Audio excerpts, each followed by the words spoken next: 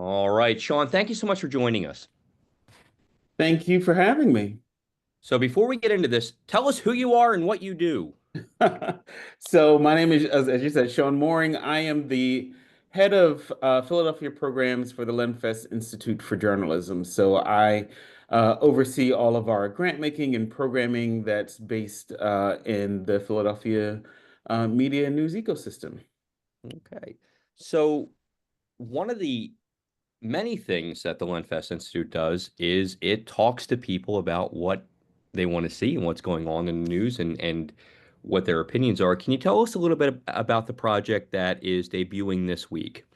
Yeah, so Every Voice, Every Vote is a initiative that's been going on in Philadelphia since the run-up for the mayoral election. So when that initiative hit, we launched Every Voice, Every Vote as an effort to work with media organizations and community organizations as trusted messengers to really refocus the election cycle on issues that mattered most to Philadelphians and to make sure that our public officials are, being responsive to the issues that matter.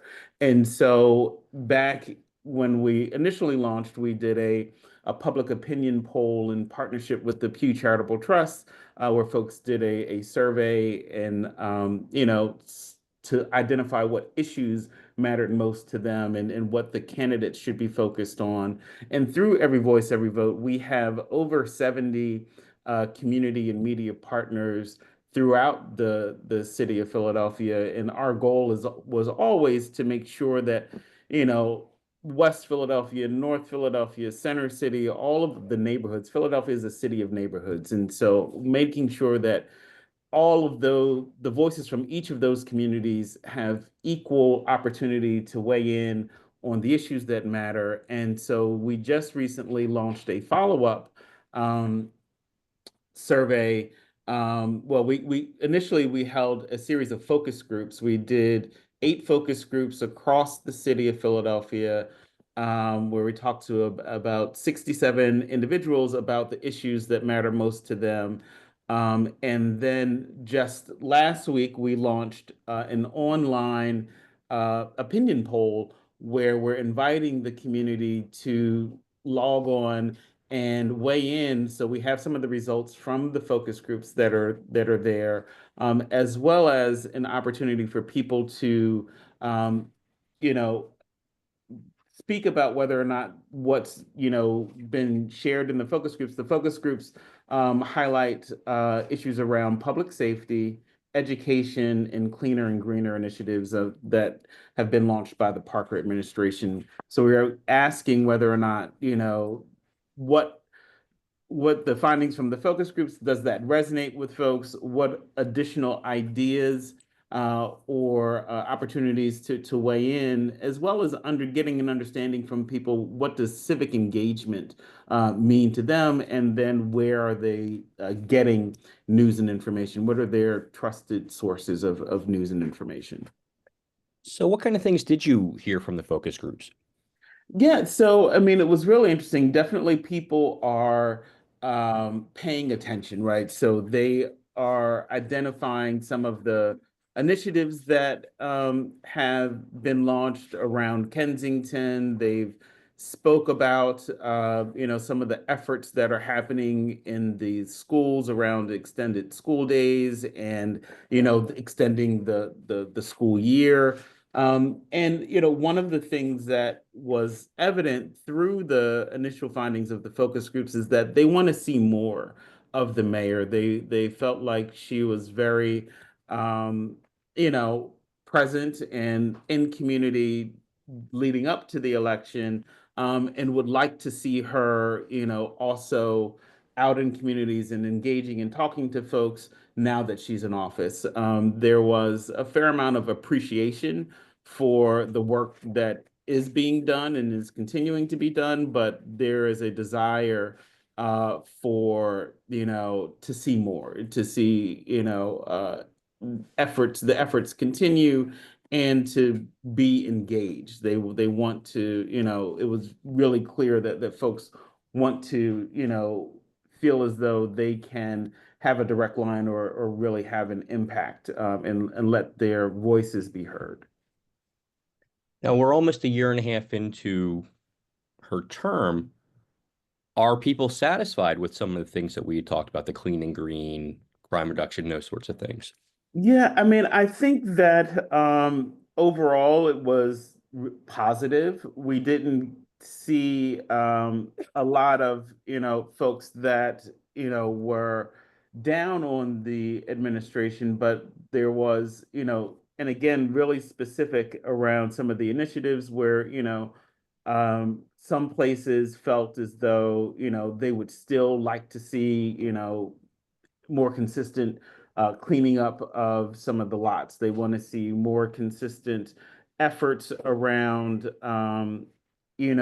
some of the safety initiatives, and definitely when it comes to our public schools, folks want to make sure that the investment is being made, investment in teachers, investment in fixing up these buildings. One of the things that was highlighted, people noting the donation of air conditioners by Jalen Hurts, right? But and it's great that he did that, but wouldn't it be nice if the administration was able to take care and make conditions more conducive for learning for our young people? How important is this kind of outreach when we're dealing with a decline, in legacy media, the ability of legacy media, the rise of sort of the hyper local outlets. Hopefully that continues. Why is this so important? How important is it to make sure that people understand what they're actually reading and that this information is coming from a valid source?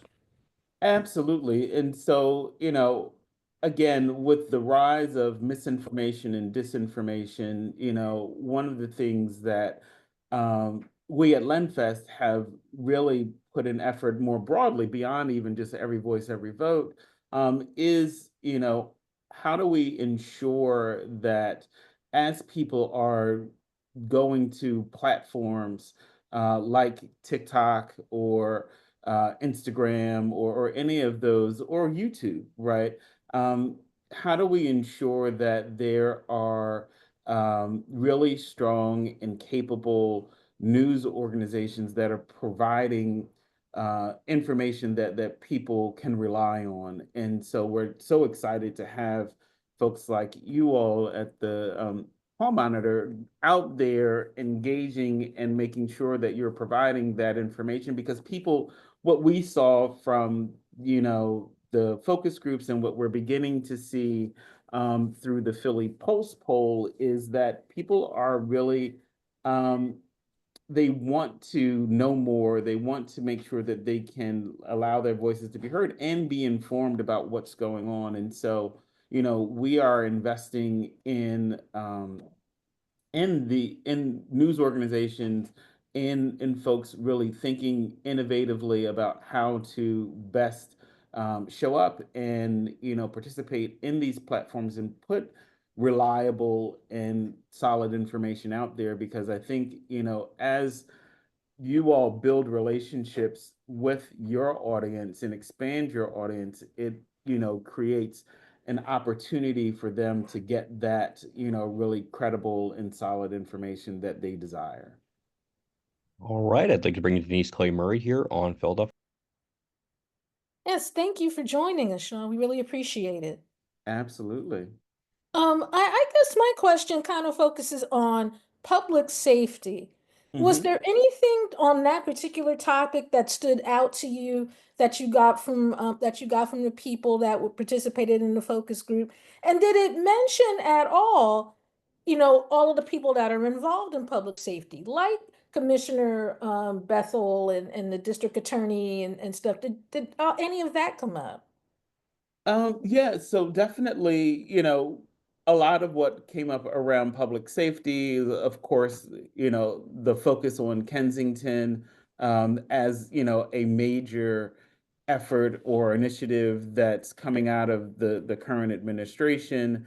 There was mention of that, and a lot of discussion around that. Um, but also, the need to have um, more police on the streets, and, that people are building relationships. There were some, suggestions around community policing, and how do you ensure that, people, you're not just putting police on the streets, but that, there are relationships built in these communities. And I think that's something that's really neat about the public opinion poll, and what we're calling Philly Pulse Poll. Um, and people can access it at phillypulsepoll.com. And when you go on there, you'll see some of the feedback and quotes from people who were participating in the focus groups. And when you go on there, you'll see, an opportunity to weigh in on the clean and green initiatives, public safety, and um, education.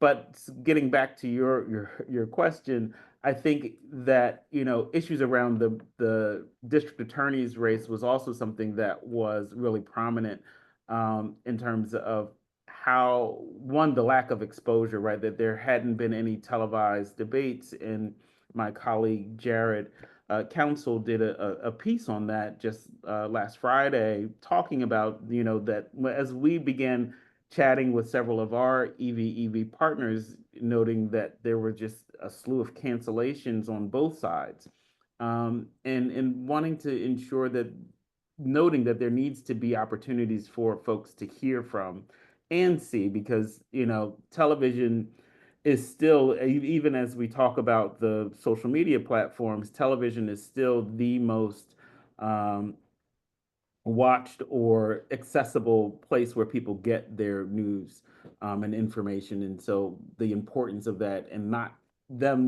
having a televised debate, really puts the public, in